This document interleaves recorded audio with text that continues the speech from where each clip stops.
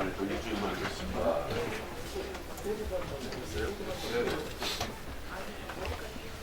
일주일 만에 어김없이 일주일 만에 찾아왔죠? 예. 예, 잘 계셨어요? 예. 잘 지냈어요? 예. 악수 한번 하고 찍지요? 예, 반갑습니다. 예. 예, 반갑습니다.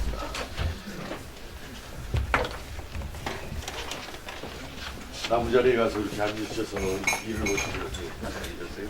아니 저쪽 저 제대 되는데 누가 고기자가 문좀 이렇게 명함을 넣어가지고 자리도 못 움직이게 다른 사람이 보면 개선이 됐네. 아니면 마스크 안녕하세요.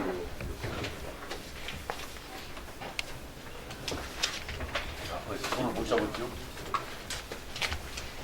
아니, 그래서 이 순회 투표를 하는 경우, 권리당원을 만해가지고 순회 투표를 하는 경우에는 대의원과 권리당원을 현장 투표로 하는 걸로 모바일로 하는 거. 옛날에 이제 그 모바일 논의가 좀 있었거든요. 너무 8만, 지금 현재 전라북도가 현재 당비를 내고 있는 사람들이 8만 명이 넘는 걸로 지금 되어 있잖아요. 신청자는 한 11만, 12만 되었다가 지금 당비를 내는 게 8만인데, 그 8만도 많은 거죠, 뭐 사실은. 근데 이제 그것을 너무 많다 보니까, 박영미 씨, 저는 너무 많다 보니까, 옛날에 전당원 투표, 아니 그때 그 시기가 있었잖아요. 우리 공천제 폐지 여부 물어보는 그 전당원 투표제 도입했잖아요. 우리 그 방식을 해서 그걸로 공천제 폐지 여부 의견 수렴을 했었는데, 그걸로 그냥 권리당원은 투표하면 투표율도 높고 동원의 부작용도 없을 거 아니냐 해서 일부에서는 모바일 방식으로 투표를 하는 게 어떠냐, 권리당원에 대해서는 그런 의견들이 있었는데, 어제 최고위원회에서 순회 경선을 하는 경우에는 그냥 그 권리당원도 그런 모바일 투표 방식으로 투표를 하지 말고 현장 투표를 하자. 대의원 플러스 권리당원 현장 투표를 하자. 그냥 그 모바일이 여전히 그 투명성에 대해서 의심을 많이 해서 못하고 있는 모양이다. 많이 사람들보다.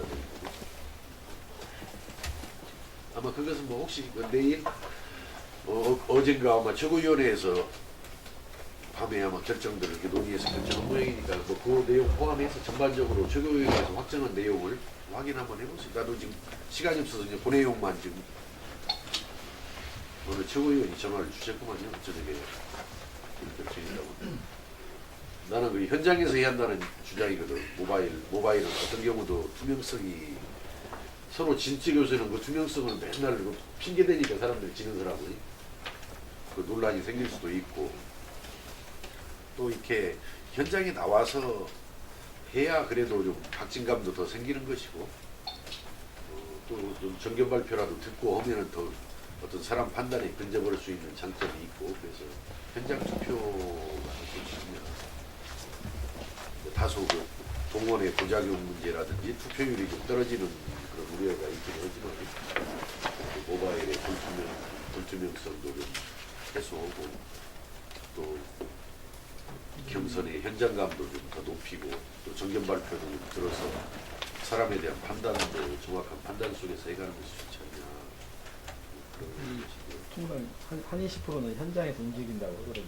그러면 그 연설 정견 듣고 현장에서 선택하는 경우 한 20% 된다고. 형님 이제 그것도 조금 운영 방식은 보완을 해야 할 것 같아요. 제가 2006년도 8년 전에 했던 경험을 비춰보면은 현장에서 연설을 안 듣고 오후 막 5시, 6시까지 이렇게 나와가지고 투표하는 분들은 전혀 후보에 대해서, 물론 그 사전에 이제 아는 분들은 알고 있겠지만 그런 경우가 있거든요. 10시에 이제 시작을 하는데 모여있는 사람들을 상대로 이제 정견 발표를 쫙 하고,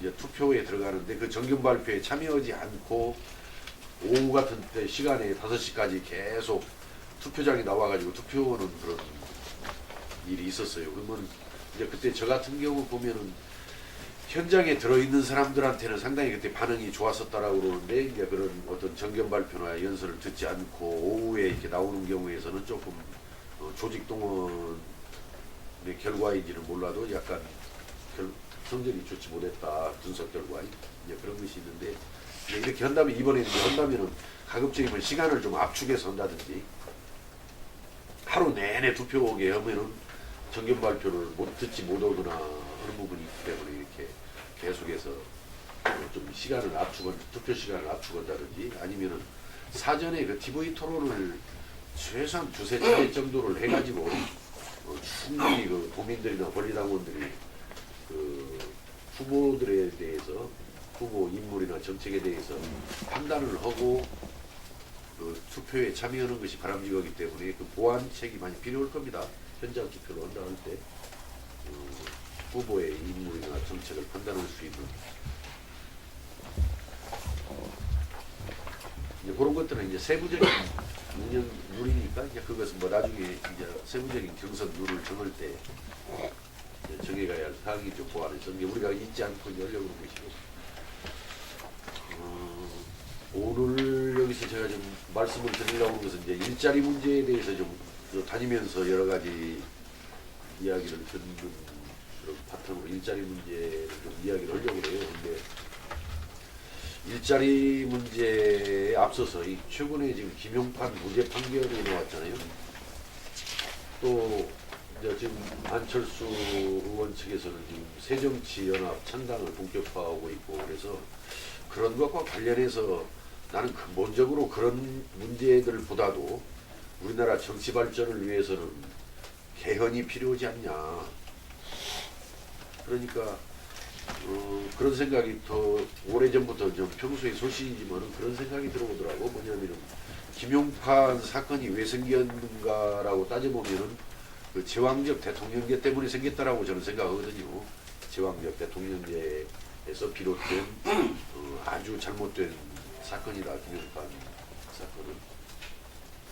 또 김용판 무죄 판결, 뭐 사법부 판결에 대해서 왈가왈부 하는 것은 바람직한 일은 아니지만은 국민 대다수는 그 사법부의 그 판결이 좀 잘못됐다라는 의견이 지배적이에요. 현재 여론조사들 결과 보면은 이게 사법부 판결 자체를 여기서 뭐 제가 트집 잡는 것은 바람직한 일은 아닌데 어떻든 김용판 무죄 판결, 1심 무죄 판결에 대해서 이건 좀 잘못됐다, 판결이 좀 어색하다라고 바라보는 국민들이 그 다수를 차지하고 있는데 그 자체도 이게 그런 어떤 판결이 나오는 것도 제왕적 대통령제에서 비롯된 것이 아닌가 하는 그런 국민적인 어떤 유혹이 있는 거죠. 그러니까 뭐 대통령이 사법부에 일반적이고 공식적으로 개입할 수는 없는 일이지만 정부가, 행정부가 뭔가 국민 대다수는 김용판 사건이 이 문제가 있다 이렇게 봄에도 불구하고 사법부 1심 판결에서 무죄가 나오니까 이 자체도 뭐 이거 제왕적 대통령제에서 비롯된 잘못된 결과일 수도 있지 않느냐 하는 그런 국민적인 그 의혹도 있어가지고 상당히 뭔가 좀 이 제왕적 대통령제에 대해서는 차제의 근본적인 검토가 필요하겠다. 그러고 이제 엊그제 안철수 의원 측이 주도하는 새정치연합이 출범을 해서 우리나라의 이제 어떤 새정치를 통한 정치 발전을 시도해 보겠다라는 취지. 여기에 대해서 뭐 일단 저는 뭐 환영하고 축하하지만은 과연 새정치연합을 통해서 우리나라 정치 발전을 해가는 것이 얼마만큼 그 뜻을 이룰 것인가에 대해서는 상당히 저도 그 의구심을 좀 갖거든요. 과연 그 결과가 우리나라 정치 발전에 어느 정도 기여할 수 있을 것인가.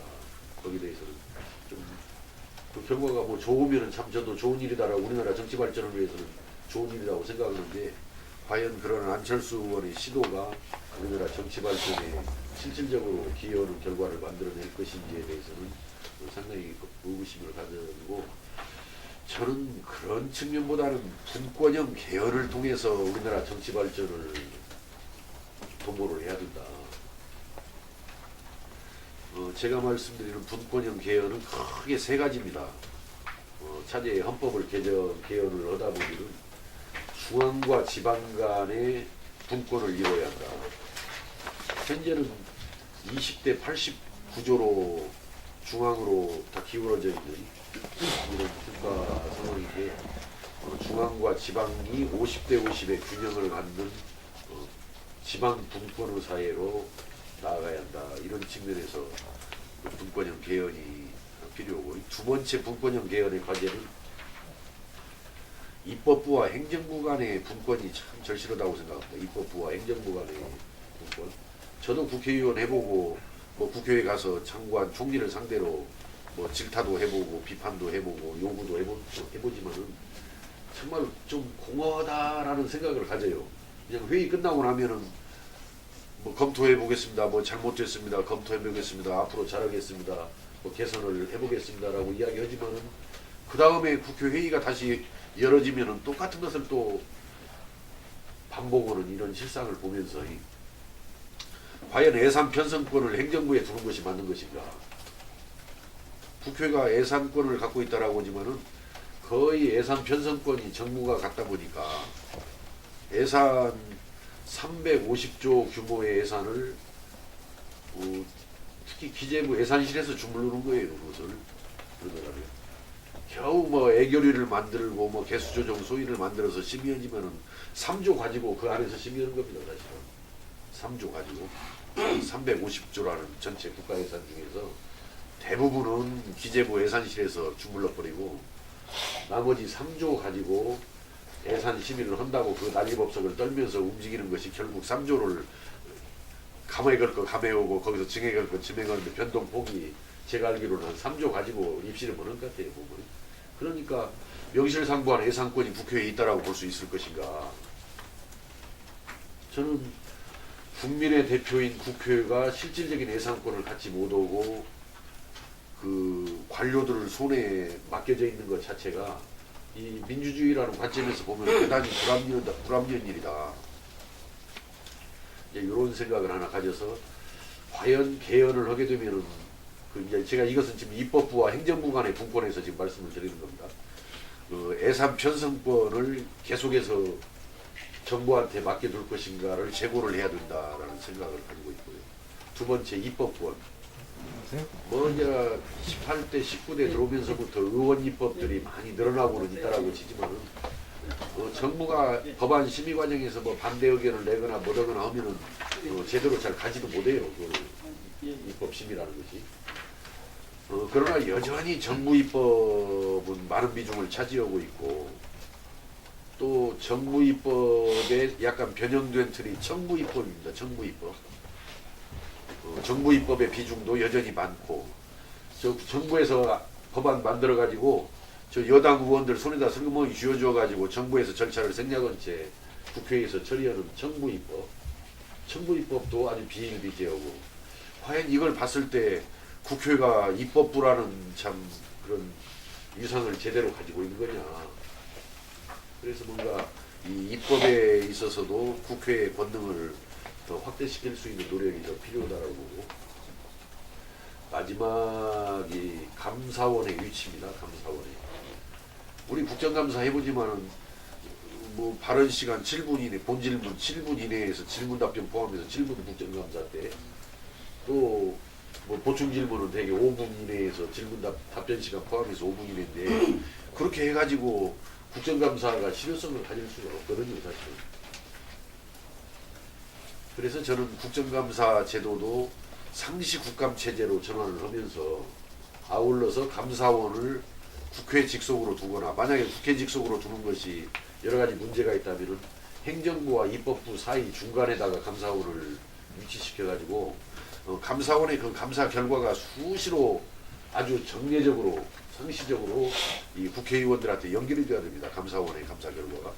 그래야 그 감사원의 감사 결과를 토대로 해서 효과적인 국정감사, 국정조사가 이루어질 수 있다.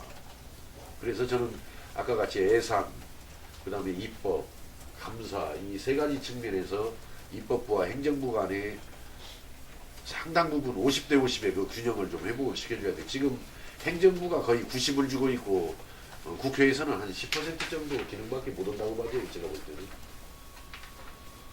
그래서 그런 부분이 하나 저는 그 분권형 개헌 중에 하나로 입법부와 행정부 간의 분권이 하나 이루어져야 한다고 생각하고요. 세 번째는 지금 제왕적 대통령제를 해소를 해야 됩니다. 제왕적 대통령제를 해소를 해야 하는데 대통령이 모든 권력을 틀어주니까 집권 여당의 정부 여당 내에서도 주류 세력만 좀 온기를 느낄 뿐이지 비주류들은 그렇다고 말도 못하고 속으로는 막 상당히 불평 불만들이 입이 불어터 있지요, 뭐 사실은. 그러니까 야당은 뭐 더더욱이나 권력에서 소외되는 것은 뭐 너무나 당연한 일 아니에요. 대통령 선거에서 져버리면은 모든 것을 다 잃어버리고 또 정부 여당 내에서조차도 사실은 주류들이 독점을 하지 비주류들은 뭐 옆에 가까이 가보지도 못하니 이런 그 제왕적 대통령제 때문에 우리나라의 모든 어떤 정치 발전을 저해하는 그런 요소들이 엄청나다고 생각합니다. 그러니까 안철수 의원의 새정치연합도 우리가 뭐 한번 지켜볼 일이지만은 저는 그것보다는 그 새정치연합을 통해서 우리가 정치 발전을 기대하기보다는 근본적으로 분권형 개헌을 통해서 특히 제왕적 대통령제의 문제점이라든지 이걸 해소하는 차원에서 필요하다. 이 분권형 개헌이. 특히 이 권력구조 이 개편하는 문제는 우리 지역과도 밀접한 관계를 가지고 있습니다. 지금 일반적으로 우리 국민들의 예산 또 정치권에서 이야기들이 이러한 제왕적 대통령제 하에서 이런 제왕적 대통령제 하에서는 호남은 앞으로 민주당에서 후보되기도 어렵다. 본선은 물론이지만 민주당 내에서 후보가 되기조차도 어렵다라는 것이 일반적인 중론입니다. 정치권에서든 국민들 속에서. 왜 그 이유는 뭐 뻔히 잘 아시잖아요. 인구가 너무 많이 줄어들어 있고 우리나라 호남의 인구가 지금 충청권보다도 추월을 라인이 줄어들어 있고 또 우리나라의 지역구도 아주 고질적인 지역구도 정치 때문에 앞으로 호남에서는 그 호남의 주력 정당인 민주당에서조차도 후보가 되기도 어렵다. 본선은 물론이지만. 그래서 저는 특정 지역에서는 대통령이 영원히 나올 수 없는 나라는 나쁜 나라다라고 생각합니다. 특정 지역에서 대통령이 될 가능성이 없는 나라는 정말 이건 잘못된 나라고 나쁜 나라다. 그래서 저는 앞으로 우리 호남에서 권력의 한 축을 담당해 나갈 수 있도록 하기 위해서라도 이 제왕적 대통령제를 해소를 해서 대통령과 총리를 따로따로 뽑았으면 좋겠어요. 이원 집정부제 형태로. 그것은 나는 이원 집정부제에 대한 비판도 있는 것도 알고 있고 또 내각제에 대한 우려도 있는 것도 알고 있기 때문에 그 최선의 절충안이 우리나라 같이 이렇게 지역구도 정치가 뿌리 깊게 박혀져 있는 나라에서는 그 이원 집정부제가 갖는 약간의 그 우려에도 불구하고 또 지역구도 정치의 이 현실을 포괄해서 우리나라 정치 발전을 해나가기 위해서는 우리나라 권력구조 개편은 이원 집정부제로 개편이 제일 현실적이다 이렇게 봐지는데 그래서 이제 대통령은 국민 직선으로 뽑아가지고 그 외치 통일 외교 안보 국방 외치를 담당하게 해주고 그 총리는 내각제 형태로 뽑아가지고 그 외치 이외의 내치를 담당하게 이렇게 가져와가지고 특히 이제 아까 내가 지역 이야기를 했습니다만 그러면 대통령과 총리를 놓고 그 영남과 호남 간의 역할 분담을 서로 합의할 수 있는 거 아니냐. 예를 들어서 영남에서 대통령 했으면은 하면은 우리 호남에서 총리를 하자. 아니면 우리 호남에서 대통령 하는 방향으로 우리가 노력해 나가고 영남에서는 총리를 맡아라. 왜 그러냐면 이것은 꼭 영남과 호남을 너무 뭐 지역적으로 나누니까 아주 이건 좀 이야기가 어색한 이야기일 수도 있지만은 우리나라의 지역구도 현실을 감안하면은 그것도 우리가 생각해 볼 수 있는 것이다. 그래서 저는 앞으로 우리 호남의 정치 희망을 우리가 위해서라도 우리 호남인들이 굉장히 좌절하고 절망하고 있단 말이죠 지금. 우리 호남이 그래도 앞으로 희망을 갖고 우리 호남에 대해서 기대를 갖기 위해서는 우리 호남에서도 총리를 배출하고 호남에서도 대통령을 배출할 수 있는 그런 제도적인 장치가 도입이 돼야 된다고 생각하거든요. 그런 의미에서라도 이 제왕적 대통령제를 이원 집정부제 형태로 대통령과 총리 간에 제도적으로 실질적으로 역할을 분담하는 그런 어떤 분권형 개혁이 필요하다.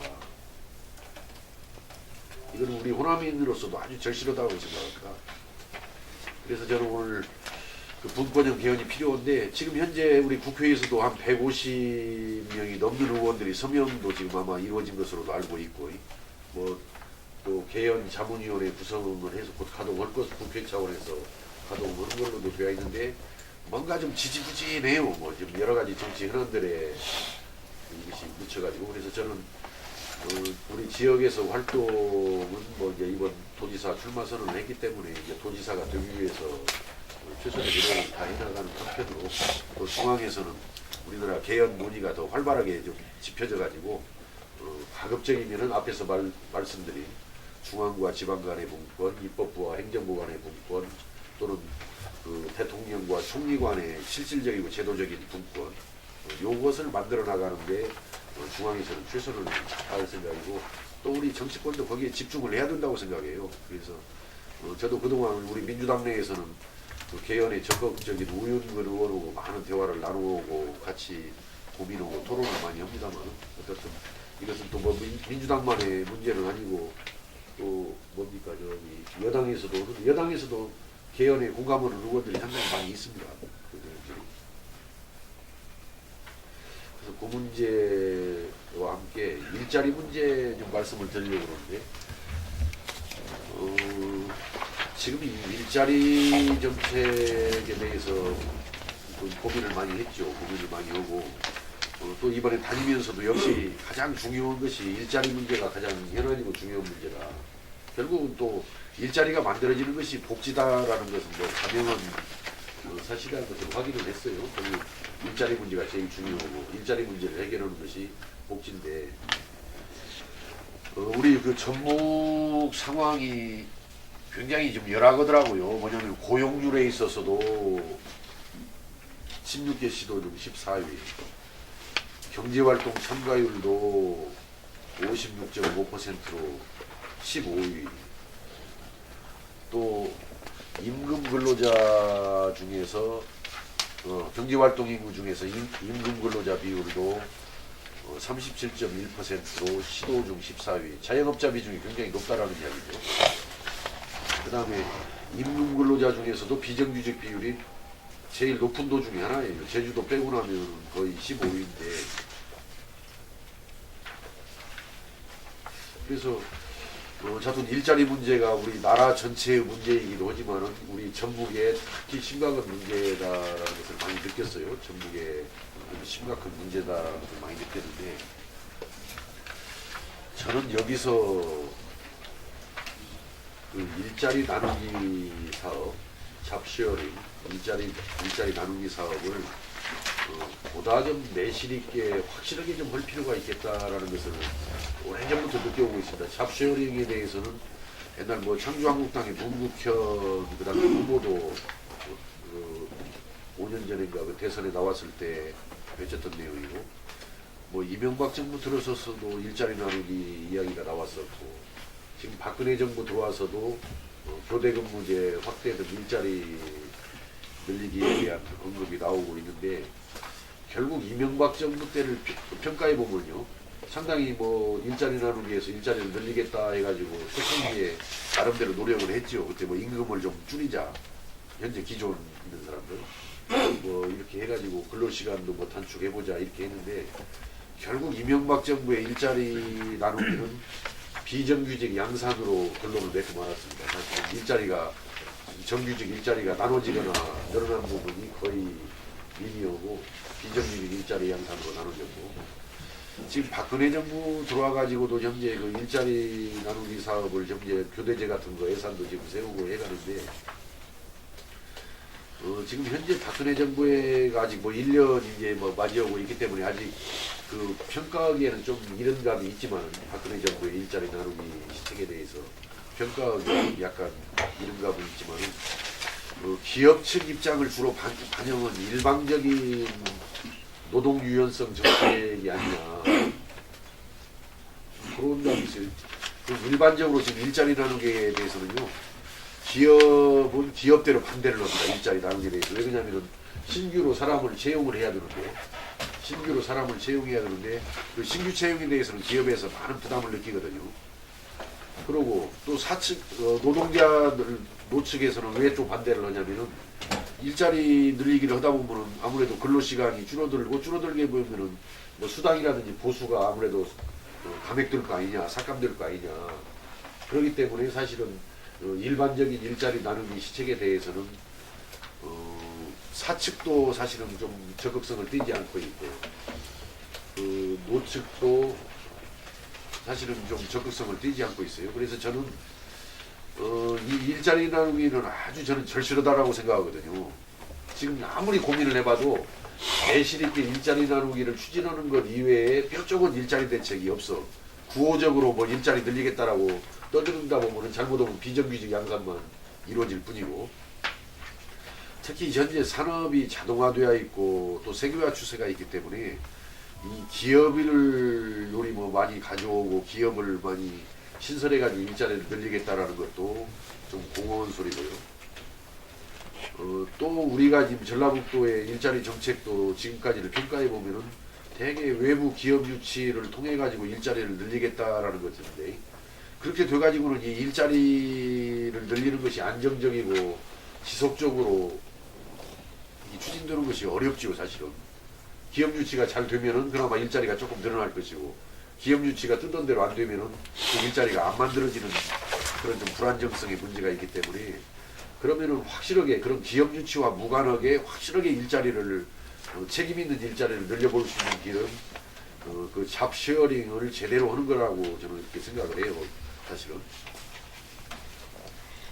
근데 이제 그걸 하려면은 결국은 이제 근로시간 단축을 통해서, 그러니까 근로시간 단축이라든지 교대근무의 확대를 통해서 이제 일자리를 늘려가는 일인데, 아까 말씀드린 대로 노측은 노측대로 사측은 사측대로 거기에 대해서 꺼려하는 부분들이 많이 있기 때문에 나는 이것을 우리 도가 전라북도가 적극 나서가지고 노측과 대화를 해나가고 사측과 대화를 해나가고, 궁극적으로는 노사도, 노사정이 아니고 이제 노사도죠.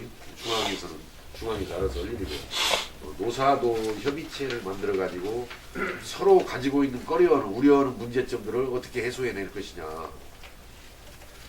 근데 결국 이 해소해내는 것도 돈입니다. 내가 볼 때는 이 해소해내는 거, 노측의 문제, 사측의 문제를 조정해서 책임 있는 확실한 일자리 문제를 만들어가는 것은 돈인데, 저는 한번 이것을 우리 전라북도에서 좀 더 확실하게 시범적으로라도 한번 실시해 볼 필요가 있겠다라는 생각을 갖습니다. 제가 볼 때는.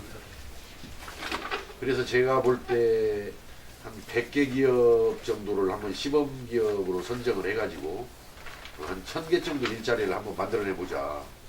비정규직이 아닌 정규직 일자리를 한번 만들어내 보자 할 때 한 150억 정도가 들어가는데, 100억 원은 현재 국비 교대제 임금 지원이라고 그 중앙정부가 지금 그 책정해 놓은 그 예산이 있어요.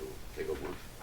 그리고 우리 도에서 내가 볼 때는 그 지금 현재 금년도 예산이 한 3억 정도 서 있는 것으로 알고 있는데, 고용환경 개선 지원으로 해서 한 3억 정도 세우고 있는 걸로 알고 있는데, 한 개 기업당 한 5천만 원 정도 그 고용환경 개선을 위해서 지원을 해서 앞에서 말씀드린 그 일자리 나누기에 합의를 한번 이끌어내가지고 한번 100개 기업을 통해서 1000개 일자리를 한번 만들어내봤으면 쓰겠다.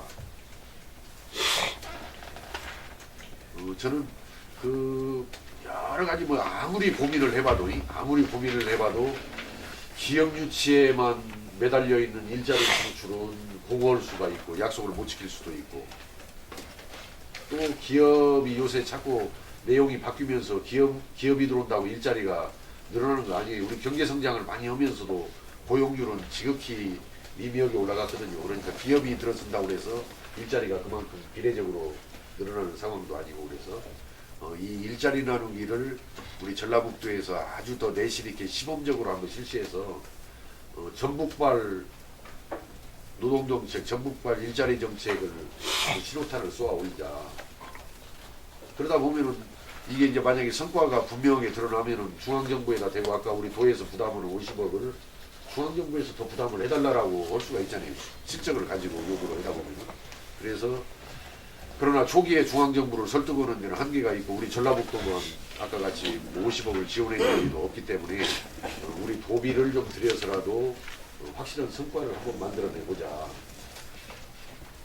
만들어내고 나면은 중앙정부에다 대고 우리가 이야기할 수 있잖아요. 다른 시도와 비교해서 전북의 일자리 늘어나는 실적을 한번 보고 전북 정책의 타당성이나 실효성을 평가해주고 그렇다면 이것을 전북뿐만 아니라 전국적으로 확대 시행을 어떤 필요성을 역설할 수가 있는 거 아니에요?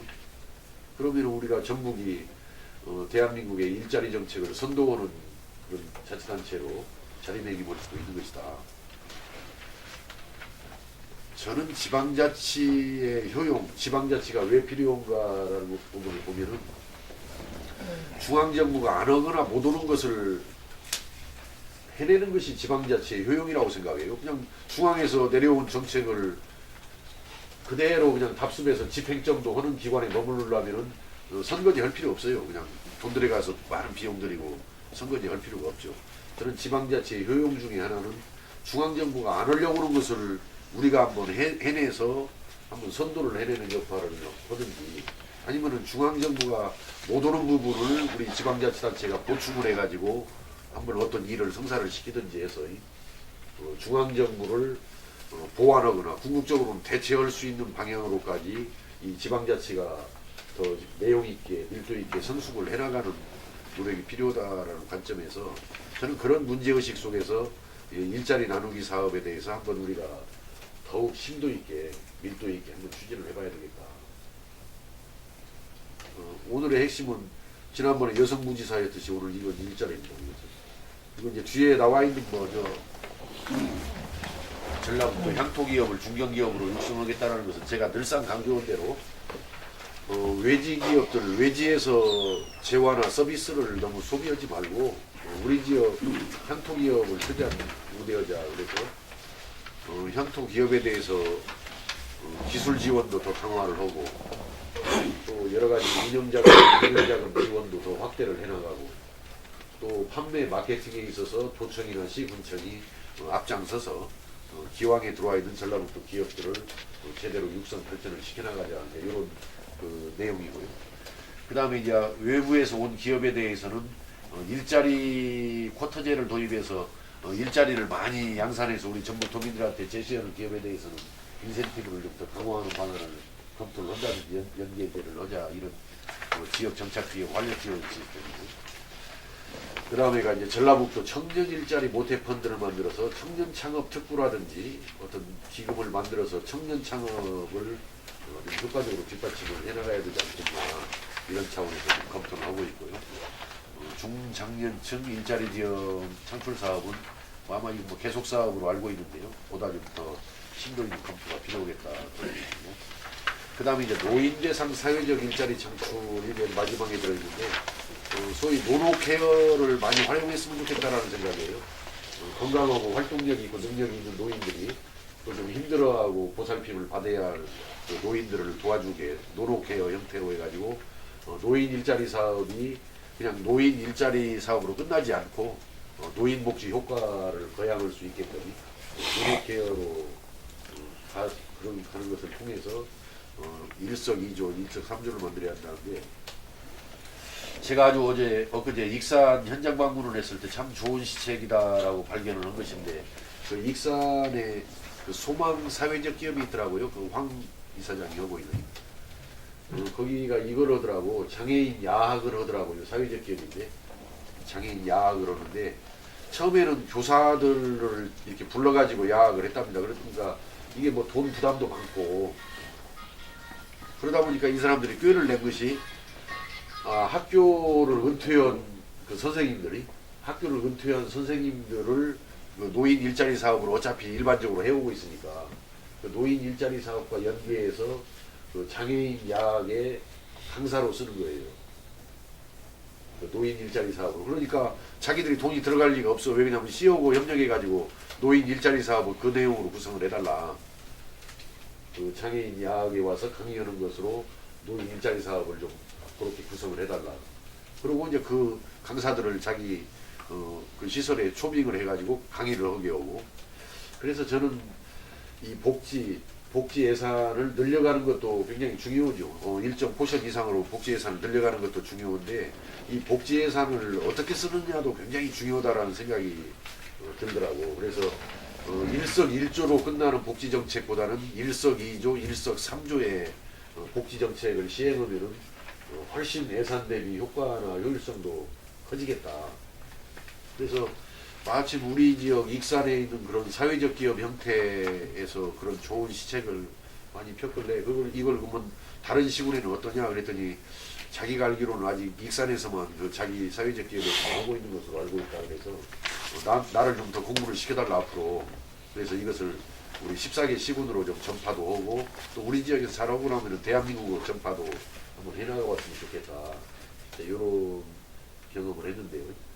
오늘 괜히 그 이야기다 이제 다른 쪽까지 이야기 갔는데 어떻든 노인 일자리도 노노케어 관점에서 노인들이 노인들을 돌보는 그러면 상당히 그 노인 일자리의 어떤 일자리도 만들어지지만은 그 효과도 더 높일 수 있겠다. 그래서 이 복지 전달 체계 물론이고 이 복지 예산을 어떻게 효율적으로 쓸 것이냐 문제도 많은 고민이 필요하고 또 고민을 하다 보면 많은 가능성을 발견할 수 있겠더라고요.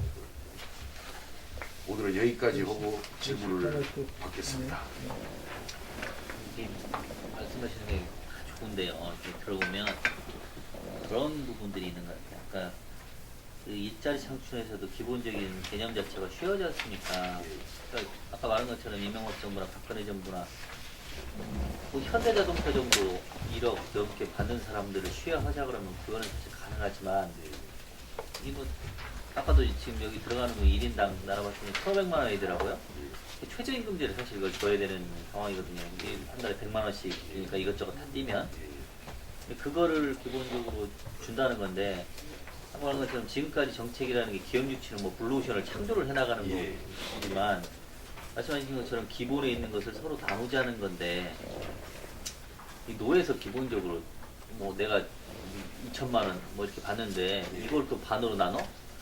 또 결국에는 그 재원도 정부에서 다 나와야 되는 거고 아까 말한 건 도재원도 또 자체 재원이라는 게 많이 있지 않지 않습니까?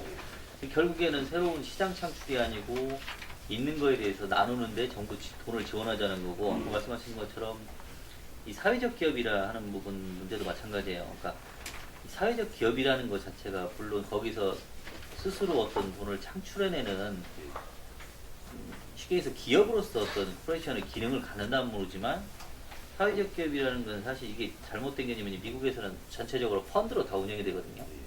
그러니까 기업이 제공하는 돈을 가지고 새로운 그 재원을 마련해서 케어하는 형식으로 사실 들어가는 게 이 사회적 기업이라는 개념이고 유럽에서는 국가가 그 재정을 대주는 개념 형태가 되고 있는데 우리도 이 들어와서도 사실 지금 사회적 기업이 막 성장하지 못하는 이유가 그런 부분 때문에 그러는 내용인데 사실 보면 결국엔 아까 말씀하신 것처럼 이것도 결국엔 돈이 기반이 되지 않고는 담보가 될 수 없는 정책이라 새로운 시장 창출이라고 보기엔 사실 어렵거든요. 이게 결국에는 도가 지금 있는 재원에서 뭐 2배, 3배를 번다. 사실 이런 것도 효과적으로 추진될 수 있겠지만 실제 추진했을 때 이 한정적인 재원 상황에서 여기서 저는 한 발자국도 가는 어떻게 더 갈 수 있을까 이런 부분이 사실 되게 별로 기대스럽지 않은 내용이라는 생각이 쭉 들어보면서 저도 사실은 고민입니다. 그 고민인데 이제 이렇게 봐야죠. 이게 그래서 제가 이거 볼 때는 상당히 노측 설득도 필요하고 사측 설득도 필요하고 또 이렇게 했을 때 효과에 대한 서로 공유 공감이 상당히 필요한 부분 아니겠어요?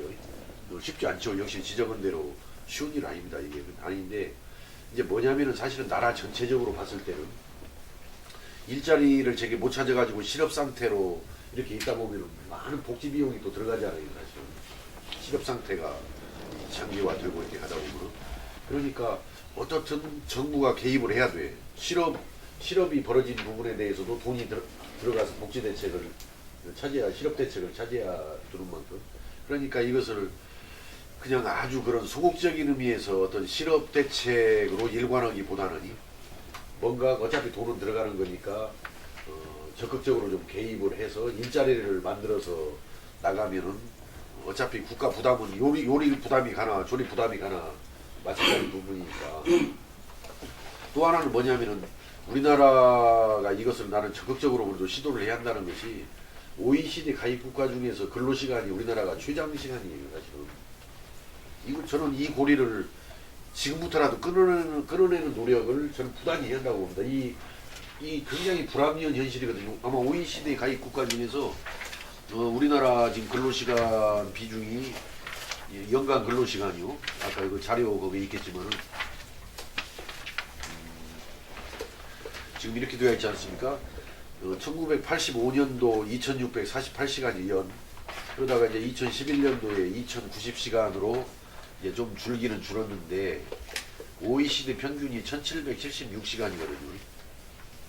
그러니까 OECD 평균에 비해서도 훨씬 높고 2090시간.